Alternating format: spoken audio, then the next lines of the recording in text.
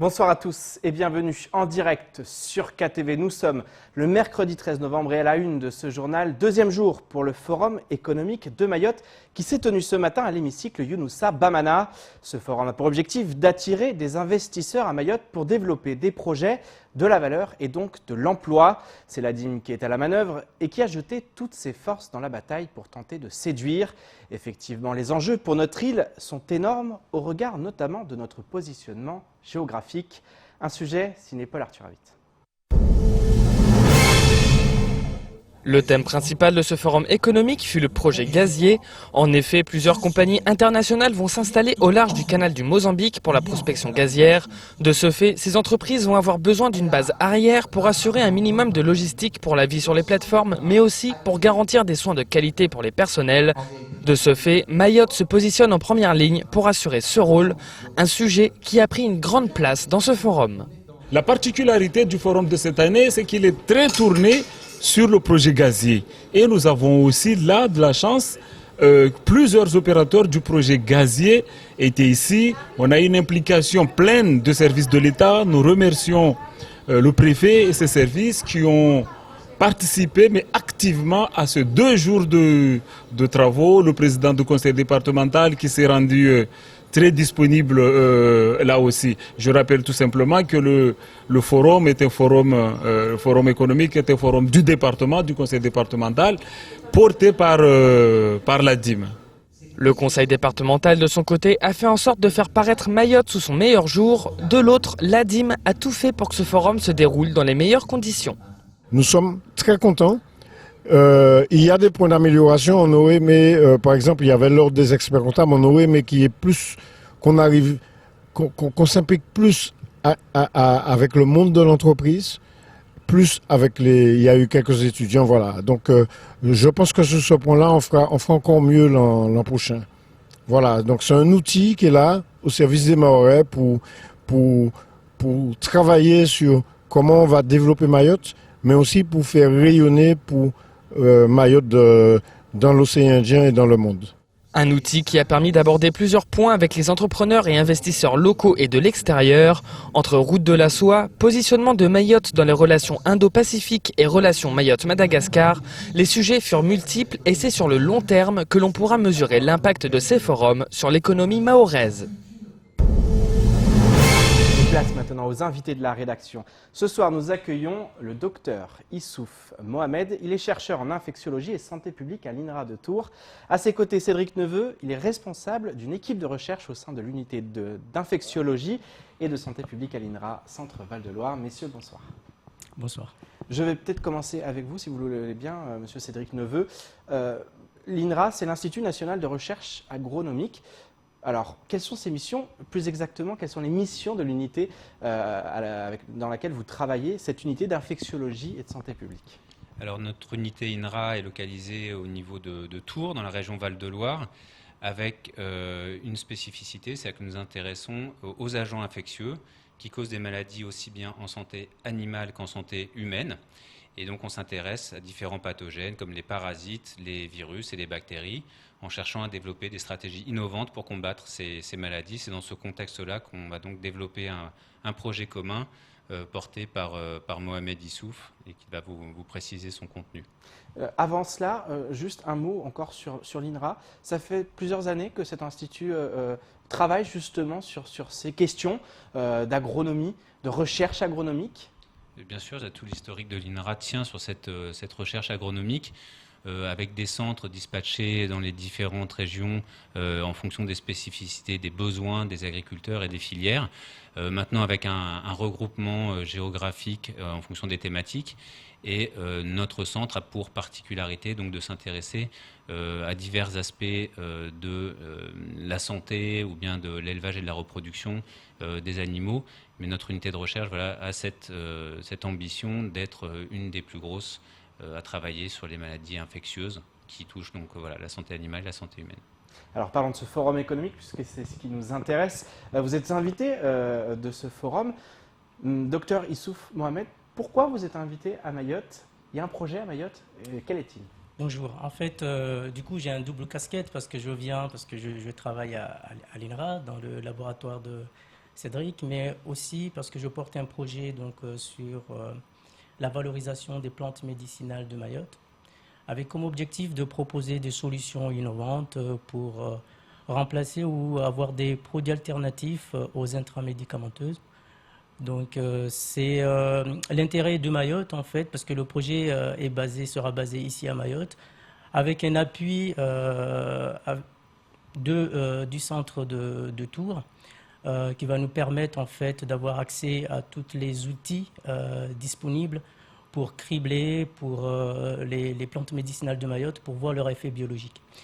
On parle souvent de ces, je vous interromps parce qu'on parle souvent de ces plantes médicinales et c'est vrai que souvent on a cet aspect des plantes médicinales qui est un aspect presque culturel avec une médecine traditionnelle. Aujourd'hui, la science, la recherche scientifique s'intéresse parce qu'il y a un vrai potentiel. Il y a un potentiel qui est là, qui est réel. En fait, environ 80% des médicaments sont d'origine de plantes et c'est quelque chose qui a été un peu à peu remplacé par la chimie. Et il y a un retour vers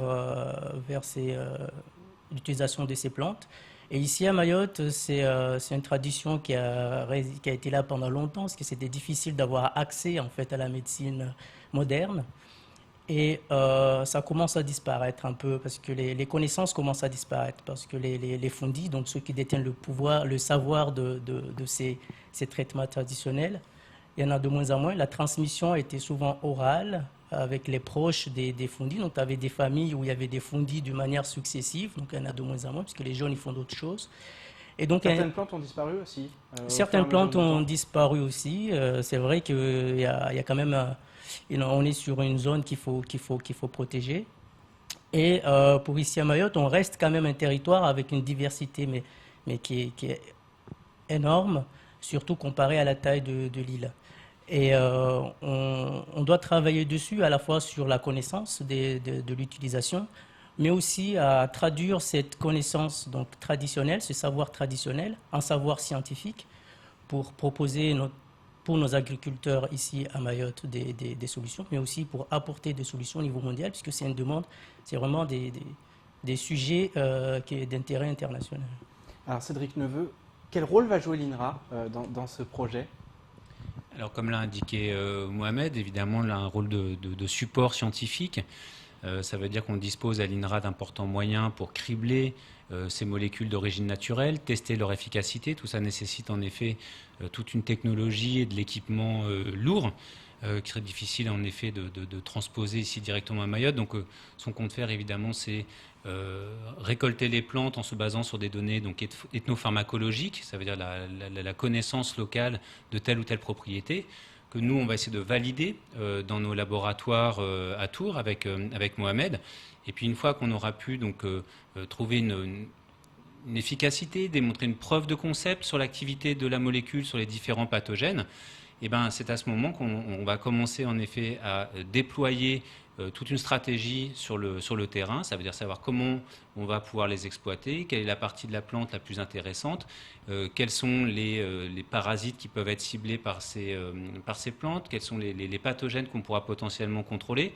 Donc notre objectif dans un premier temps, c'est de s'intéresser aux parasites qui vont impacter l'élevage, parce qu'on est dans un contexte, à l'instar des antibiotiques, dans un contexte de résistance, donc on a besoin de ces nouvelles molécules, des molécules naturelles. Et donc la première phase du projet consistera donc à tester ces molécules après s'être assuré évidemment de leur innocuité au niveau toxicologique, avec évidemment pour objectif de valoriser au niveau local les plantes locales, c'est-à-dire de s'assurer de la pérennité de leur utilisation sur place, avant d'envisager pourquoi pas en effet des cultures et puis pourquoi pas du développement et de l'exportation à plus long terme. La fleur de Mayotte va finalement faire office de grand laboratoire sur lequel vous avez travaillé. Pourquoi pas de grandes découvertes ? C'est aussi l'objectif que vous poursuivez aujourd'hui ? Alors c'est ce qu'on espère. On va commencer avec un projet relativement ambitieux qui va concerner donc les parasites d'animaux, qui pourraient être étendus aux parasites de plantes. Mais derrière, évidemment, il y a tout le potentiel de notre unité de recherche qui s'intéresse à de nombreux virus, de nombreux nombreuses bactéries. Et donc, en effet, on criblera systématiquement ces molécules sur tous ces agents infectieux, donc avec potentiellement également des débouchés sur d'autres pathogènes, voire même des débouchés, pourquoi pas, en santé humaine. Donc, on espère avoir la chance de trouver quelques-unes de ces plantes dans lesquelles on trouverait peut-être les molécules du futur. Alors, docteur Issouf Mohamed, je me tourne à nouveau vers vous. C'est vrai que c'est un forum économique, donc on parle d'économie. Qu'est-ce que ça va apporter économiquement parlant? On va créer de l'emploi avec ça? Oui, en fait, c'est tout ça l'idée, en fait, c'est sur les projets que je porte, parce qu'il n'y a pas que ce projet sur le plan national, il y en a d'autres, mais le temps viendra de communiquer plus tard.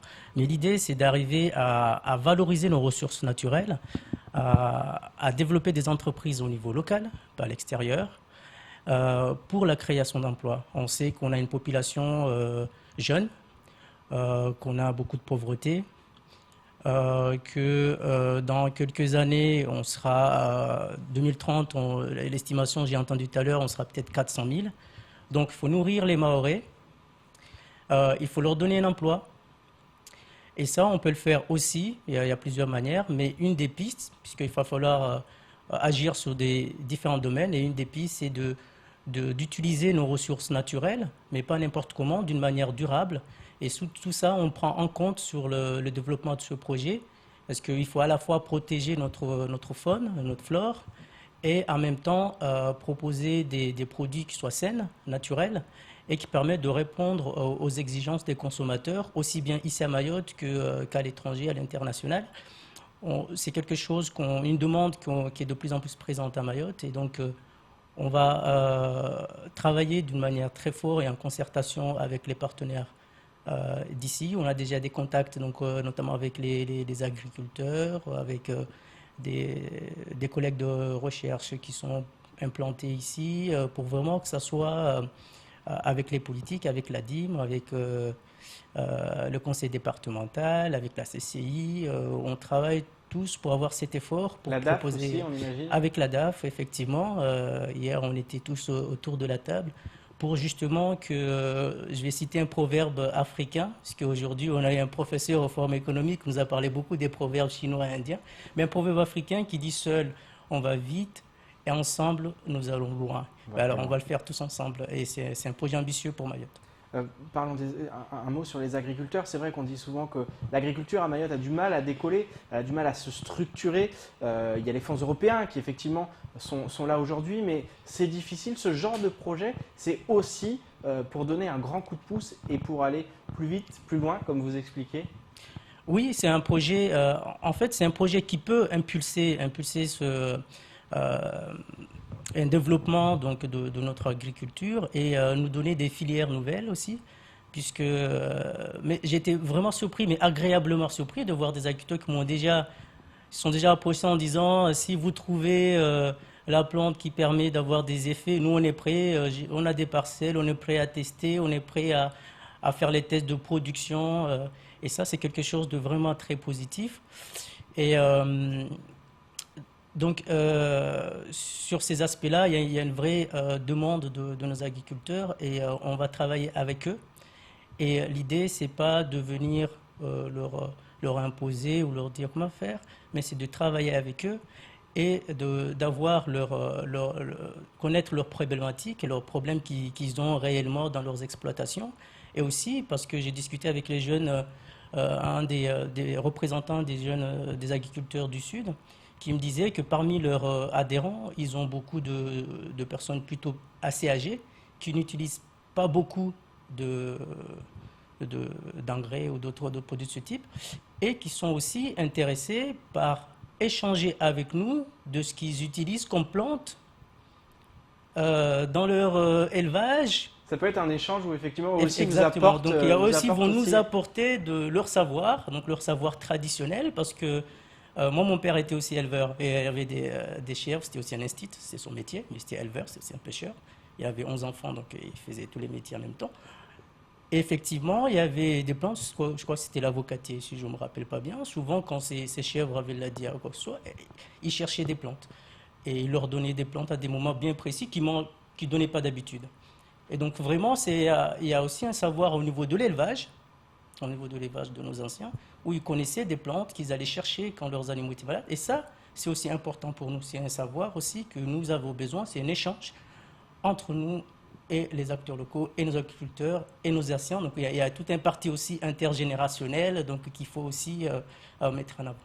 Un dernier mot avec vous, Cédric Neveu. C'est vrai que l'INRA, c'est un institut de recherche, donc finalement, le savoir, elle l'apporte, mais elle peut aussi, comme on l'expliquait, prendre aussi du savoir, parfois dans des cultures où c'est plus traditionnel, où effectivement la plante médicinale, elle a un usage qui est traditionnel, où on ne sait pas forcément les molécules, on ne les connaît pas, mais on sait que ça fonctionne. Ça, j'imagine qu'aussi pour l'INRA, c'est aussi une grande richesse de pouvoir alimenter ces recherches de par les connaissances humaines.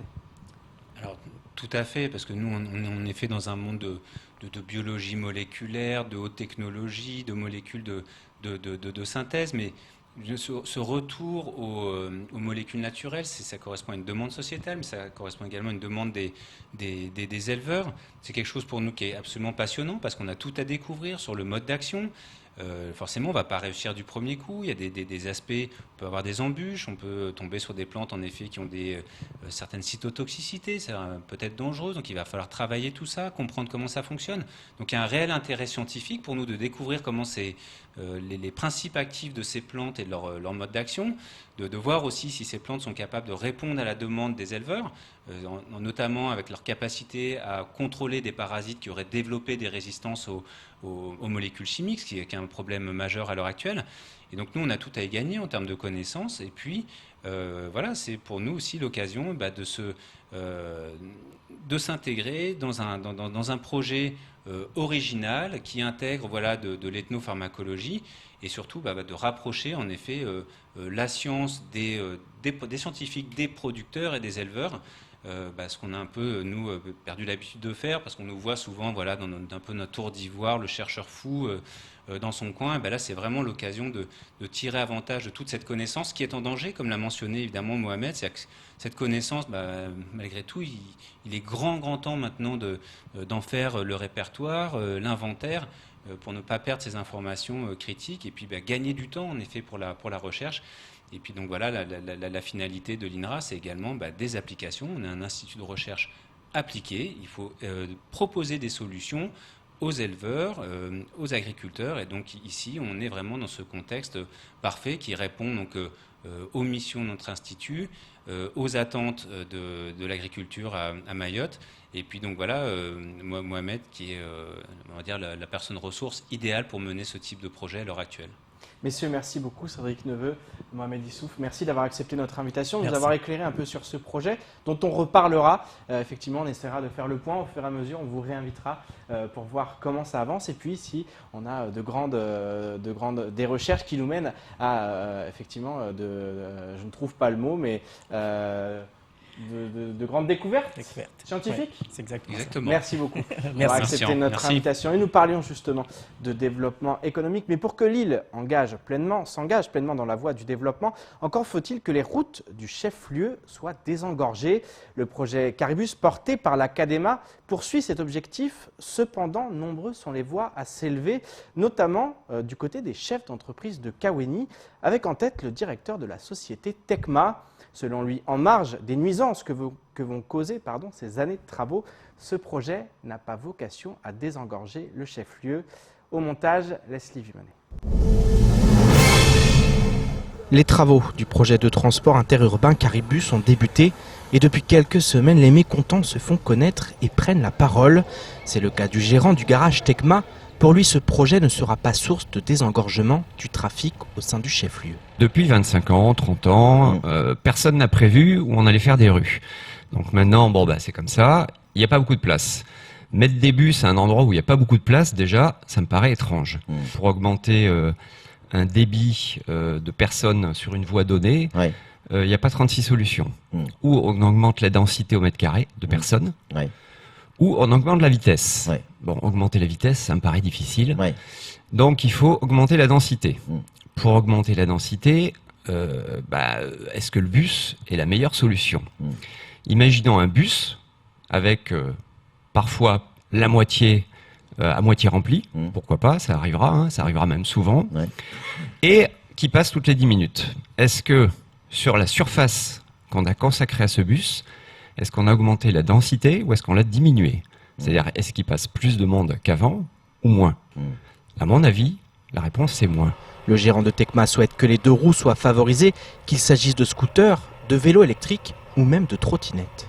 Si on met des 2 roues à la place, on rapproche donc les usagers les uns des autres et on va utiliser toute la bande d'un bout à l'autre. Donc on augmente la densité, donc on va augmenter le nombre de personnes qui passent et si on augmente le nombre de personnes qui passent, on augmente le débit. C'est la seule solution. Je ne vois pas comment un bus peut augmenter un débit. Il y a quand même une politique logique qui est celle de favoriser un véhicule écologique qui fonctionne partout. On peut aller partout avec son 2 roues, c'est ça qu'il ne faut pas oublier. Un bus, ça va aller d'un point A à un point B. Terminé. À côté de ça, entre cette liaison-là de A à B, avant, il faudra quelque chose, après, il faudra quelque chose. Donc ça veut dire qu'on va mettre des bus à un endroit où il y aura autant de voitures qu'avant et autant de 2 roues qu'avant. Donc est-ce que c'est encore là une solution? S'il critique le projet, c'est que le chef d'entreprise a une idée. Selon lui, plutôt qu'une voie de bus, c'est une voie réservée aux 2 roues qu'il faut construire. Ça le remplace, ça coûte pas cher. La voie, elle va coûter 10 fois moins cher que pour les bus parce qu'elle n'a pas besoin d'être renforcée. Elle n'a pas besoin d'avoir des ouvrages d'art de très bonne qualité. Elle n'a pas besoin d'avoir des arrêts de bus. Enfin bref, c'est un système qui va s'autofinancer, c'est-à-dire qui va être financé par l'utilisateur. Il suffit de lui donner une place à cet utilisateur. Vous faites le tracé du bus et à la place du bus, vous mettez des vélos. Dans les vélos, vous pouvez mettre même des triporteurs de livraison. Vous pouvez avoir, pourquoi pas, du taxi scooter. À l'instar de Victor, d'autres chefs d'entreprise de Kawéni sont montés au créneau et demandent à être consultés pour ce projet. Un projet qui, en fonction des résultats lors des prochaines élections municipales, pourrait bien voir son futur remis en question. Et on ouvre une page politique maintenant. Les candidats à la mairie de Mamoudzou commencent à être connus. Plusieurs sont issus de la majorité actuelle. C'est le cas de Ali Ibrahim, adjoint au maire qui est candidat en 2020. Ce dernier a décidé de faire cavalier seul car il ne se reconnaît plus dans la majorité actuelle et dans la politique menée par cette majorité. Et le maire Mohamed Majani, un point de rupture qu'il date précisément en 2017. Je vous propose d'écouter sa réaction lors de la matinale de Kwesi. Je pense que nous ne sommes plus ensemble depuis 2017. Depuis les élections législatives, on a tenu à finir le mandat, mais on n'est pas ensemble. Pourquoi? Parce qu'il y a des élus qui pensent à leur carrière politique. Il y a des jeunes comme nous qui sommes là, qui pensaient à l'intérêt général, à ce que la population nous avait demandé. Parce qu'étant jeune, on vient des milieux associatifs, on vient des quartiers difficiles, et on a voulu apporter quelque chose de nouveau. C'est vrai que Majani, Bakari Boto, Mandie et Andy Moudi nous ont fait confiance. On a établi des projets. Et si Mamoudzou aujourd'hui, depuis 2014, a eu... Les financements sont très bons, il y a beaucoup de recettes, c'est parce qu'il y a eu des projets. Et quand tu as des projets, il faudrait qu'ils soient réalisés. Et le souci avec nous, avec le commandant, c'est que quand les financements sont là, les projets ne voient pas le jour parce qu'il pense d'abord à son village. Moi, j'aurais bien aimé qu'il passe à son village, qu'il découvre que son village ait une meilleure vue, que son village soit sorti des autres villages, mais rien n'est fait. Il est temps de faire le tour du reste de l'actualité locale, avec notamment la journée portes ouvertes du parc naturel marin ou encore une formation tourisme et culture portée par la CCI et la DOM. Au montage, Leslie Vumenet. Pour la 3e année consécutive, des jeunes étudiants mahorais partent aujourd'hui à la poursuite de leurs études supérieures en mobilité à Maurice pour une licence L3 Tourisme et Culture auprès de la MCCI Business School, école de commerce de la Chambre de commerce et d'industrie de Maurice.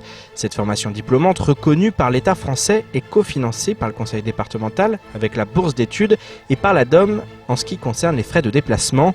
Elle est soutenue par le Pôle emploi et la mission locale en tant que prescripteur et elle est délivrée par l'ESTUA, les études supérieures de tourisme et d'hôtellerie de l'Université d'Angers. Cette année, la formation est ouverte à 5 jeunes mahorais qui justifient d'un diplôme de niveau Bac+2, BTS ou équivalent. Selon Mohamed Ali Hamid, président de la CCI de Mayotte, je cite « La jeunesse mahoraise est talentueuse, il faut lui ouvrir toutes les voies de la réussite. Le député Mansour Kamardine vient d'alerter le ministre de l'Intérieur sur le regain de violence à Mayotte, notamment en milieu scolaire. Le parlementaire assure que depuis plusieurs mois, un retour du phénomène de bandes violentes, de bandits de grand chemin et d'agressions suivies d'atteintes aux personnes est constaté, notamment en milieu scolaire et aux abords des structures éducatives. Mansour Kamardine affirme que la mort d'un jeune étudiant, samedi 31 août 2019, devant le lycée de Sada, est un nouveau cap franchi dans l'escalade de la violence. Il demande ainsi de renforcer immédiatement et de façon permanente le plan de sécurisation des transports et des établissements scolaires, de renforcer les effectifs permanents des forces de l'ordre à Mayotte, de convoquer des assises de la sécurité à Mayotte, associant tous les acteurs dans les meilleurs délais. Il demande par ailleurs si le gouvernement envisage d'organiser une réunion interministérielle intérieur, justice, éducation nationale, outre-mer, pour prendre à bras-le-corps la lutte contre l'insécurité et la violence à Mayotte. Vendredi, le parc naturel marin de Mayotte organise une journée portes ouvertes sur le ponton de plaisance de Mamoudzou de 8h à 18h à l'occasion de l'événement de signature du label High Quality Whale Watching 2019. Les opérateurs labellisés Planète Bleue, Maïtaï Croisière et CETA Mayotte, signataires de cette certification, seront amarrés au ponton de Mamoudzou toute la journée et accueilleront à bord tous ceux qui souhaitent découvrir les prestations touristiques respectueuses du lagon de Mayotte qu'ils proposent tout au long de l'année. Lors de cette journée, les équipes du Parc naturel marin de Mayotte et de l'association CETA-MADA animeront des activités pour les grands et les petits sur le ponton de Mamoudzou. Pour rappel, ce label a été créé en Méditerranée et a été adapté à Mayotte en 2018 pour encourager les activités d'observation raisonnées et durables. Il est reconnu par le ministère en charge de l'environnement. Et on termine cette édition avec la fête de la science qui a débuté cette semaine à Mayotte. Aujourd'hui, c'était au lycée professionnel de Kaweni de lui faire honneur avec de nombreux ateliers organisés par les élèves et leurs professeurs. Des ateliers variés, mais une thématique commune, l'avenir, avec un accent particulier sur la protection de la biodiversité. Quels travaux les élèves ont-ils présentés? Comment cette journée de manipulation scientifique s'est-elle déroulée? Un reportage signé Marion Tellier. Atelier sur la pollution des océans, sur l'importance de la mangrove, atelier d'initiation à la pile à hydrogène, à l'électrolyse et bien d'autres encore. Aujourd'hui au lycée professionnel de Kaweni, c'est la science qui est mise à l'honneur. Les animations sont présentées par des petits groupes d'élèves sélectionnés. Tous devront aujourd'hui accomplir une mission à travers ce travail de plusieurs semaines, sensibiliser leur public à la thématique de cette année, le monde de demain et plus spécifiquement à Mayotte, un monde à venir en harmonie avec la biodiversité de l'île. Nous, ce qu'on pense, c'est que la protection de la nature, la biodiversité, le lagon, qui est vraiment importante à Mayotte, qui est fragile, très fragile, que cette protection-là doit être prise en compte par tout le monde, toute la population. Mais donc le meilleur moyen de toucher la population, c'est de former les jeunes, sensibiliser les jeunes et qui relaient cette formation, ces informations à leurs parents, à leurs familles. Encadrés par leurs professeurs, les élèves manipulent le matériel mis à leur disposition devant leurs camarades. Dans cet atelier, on se concentre notamment sur la distillation de clous de girofle, de cannelle, d'ylang-ylang et d'autres produits encore. On voulait montrer qu'à Mayotte, la biodiversité qu'il y a à Mayotte, parmi les plantes médicinales. Et puis on a fait des manipulations, on a obtenu des substances. On prend et on l'écrase par ici, par ce bol, ce petit bol, et on le met sur ce tube là, et ça rentre, on met de l'eau distillée, et quand ça chauffe et ça bouille, la vapeur monte par ici, et ça rentre ici, il y a de l'eau qui permet pour réchauffer la vapeur. Est-ce que l'eau réchauffe la vapeur vraiment? Les mathématiciens, chimistes et botanistes en herbe mèneront leur projet jusqu'en fin d'après-midi. Familles, passionnés, amateurs ou tout simplement curieux de science auront été au rendez-vous. La fête de la science ne s'arrêtera toutefois pas aujourd'hui. Les événements se poursuivront jusqu'au 19 novembre au sein de nombreux établissements scolaires de l'île. C'est ainsi que s'achève cette édition. Merci à vous de nous rester fidèles sur KTV. Pour ma part, je vous donne rendez-vous demain dès 19h pour décortiquer, comme chaque soir, l'actualité locale. Excellente soirée sur Kwezi.